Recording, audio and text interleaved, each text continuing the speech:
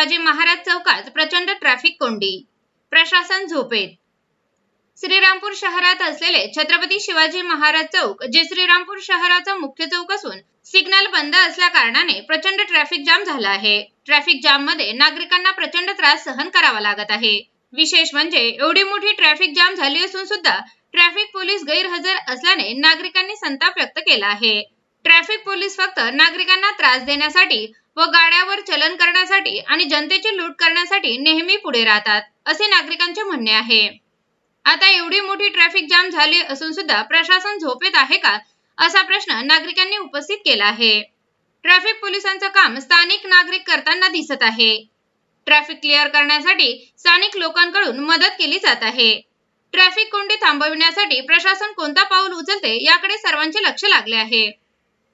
Speed news मराठीसाठी शोएब शहा। ताज्या बातम्यांकरिता subscribe button दाबून YouTube चॅनल सबस्क्राइब करा।